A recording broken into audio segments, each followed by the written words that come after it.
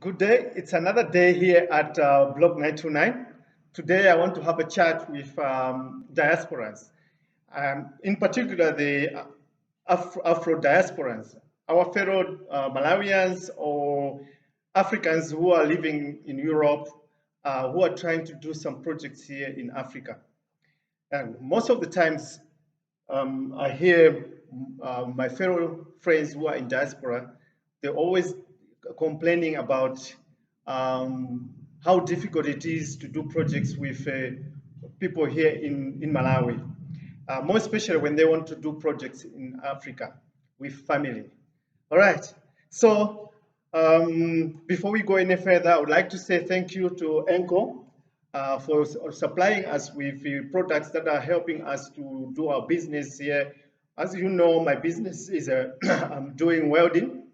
We were welding cement block machines. We are also welding wheelbarrows, and we need special equipment for us to be using. So we have been in talk with Enco in Malawi, and I understand that there is also Enco available in South Africa, and they are supplying us with welding machines, drilling machines, grinders, and all those kind of things. And if you want to know more about their products, you can always WhatsApp me, then Sarah can help you. If you need special equipment, you can always talk to me so that I can go negotiate with you, so that with them, so that they can also be able to supply you with those kind of equipment. All right. Yes, my fellow diasporas, we are always discussing most of the times. They call me and we have a long chat, and they're saying, I want to do a cement block business in Malawi, but I've bought equipment for my family to do the business. And there's been a couple of diasporas who have bought machines from me, but most of them, they don't see any profits coming out of the business.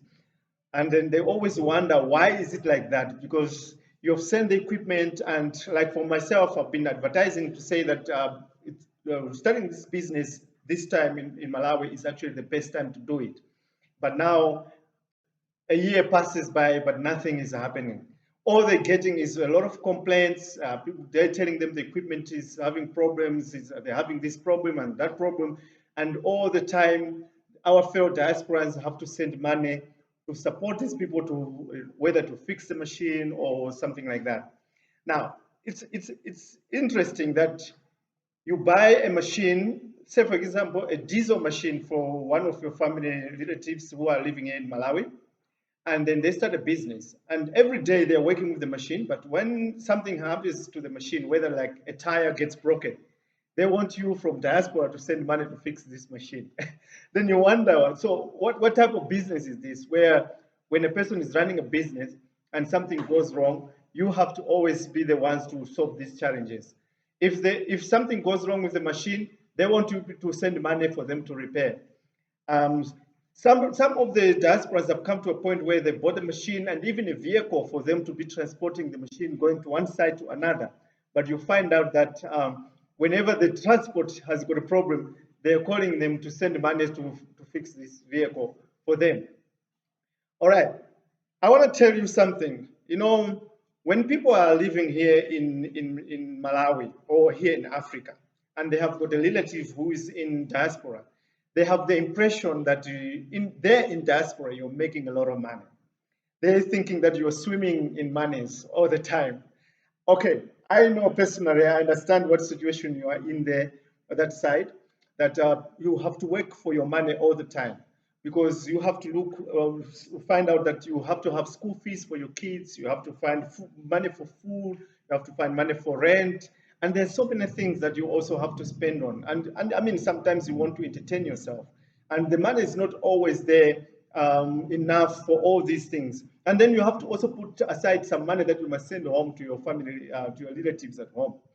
And let me be honest with you that most of the people you are sending money to here in Africa or Malawi, they are actually living a better off life than you yourself because they don't have much to worry about. So when you send that money, most of the times that money is not being put to good use because it's for them it's like it's money residual income that they're getting. All right. So I know most of them when they hear this they're going to be upset with me, but that's the truth. That's a fact. So if you are living in diaspora and you are spending most of your money helping your relatives, Okay, if you're sending money to help your mom or your dad, it's understandable. But if you're sending it for your brothers and their uncles and cousins, I'm telling you, my friend, that you are just sponsoring money for entertainment and money for luxury. Now, I know most of the times the people are complaining that they are struggling and they need you to help them, and then you feel like because of the way you're living there, sometimes you have to do three jobs in a day. I mean, you go to work in the morning, you knock off from work, you go to another job so that you can, raise enough funds.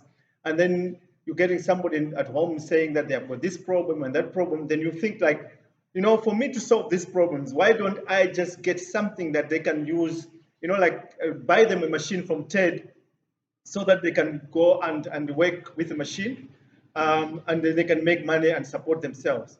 You know what? When you make that decision, most of the people here in Malawi, they're not happy that you've done that.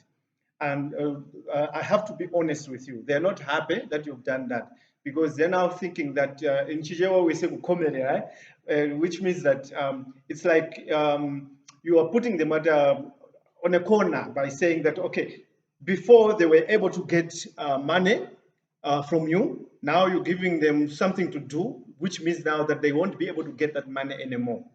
So they can't tell you that your idea is they're not happy with the idea. They will accept it, but what they will do is they are not going to look after the business. Whether you supporting them, you buying them a boat to use it the lake for fishing, whether you're buying a machine from me for them to be able to start a business. Many of them they're not happy, so they will not look after the business. They will try as much as possible to make sure that the business fails. The reason being that they would rather sit at home and you sending money to them and then they do nothing. And this is most of the problems that we are facing, that a customer buys a machine from us. Like most of the custom machines that we are supplying our customers, the machines that are giving us a lot of problems are machines that are bought by people from diaspora, because the relatives here, they are not happy with the fact that you have sent them equipment or you've bought equipment for them so that they can fend for themselves, because they would rather you send them money and they do nothing and they just get the money. So what they do is they don't take care of the business. And you'll see that, because normally if you are doing business, you need to be able to make money, and at the same time you need to put some money aside for maintenance of your equipment so that you can be able to fix your equipment whenever there's a problem. And you also have to put money aside so that you grow a business. You can buy a second machine, and at the end of the day, buy even yourself a car, a pickup, or another pickup. If you're bought him a pickup, they can buy another pickup, and this pickup they can be, sourcing other areas, and then the big business will grow bigger and bigger and bigger. By the time you come and visit them from diaspora, you find that the people are better off, they're doing okay. But in many cases, it doesn't happen like that. You buy the equipment, they just use the equipment, the money, they're just drinking the money, wasting the money. When there's a problem with the equipment, they want you to send money for them to fix. I remember, I can give an example. There was another lady, she bought a pickup for her family here. And most of the time she was living in South Africa, and most of the time she would always tell me, Ted, I would like you to send money to my family. I can put money in your account here in South Africa. I want you to send money to my family. They want to fix the car. Imagine. And then I always wonder, I say, but didn't you buy the car for them to be able to do business with it? She says, yeah, that's the idea, but now they are facing problems with the car. Now I have to send money. So I said, but the money they're making, what are they doing with it? Because if they are running a business and they can't be able to maintain the vehicle, which is giving them money, then the business is not good at all. Then there's no business, because like for myself, when I'm doing my business, I have to be able to sell the machines that I'm making and be able to put money aside for me to be able to fix my equipment whenever there's a problem. If my equipment is damaged, I must be able to buy new equipment. That's what we call business. But I don't know what happens with these guys when they're being supported by their family from diaspora.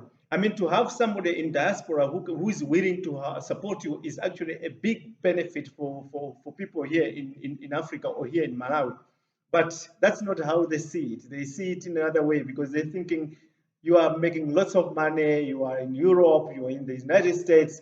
So why should they be worried about working when you are there to support them, send them money for school fees, for food, for entertainment, and all those things?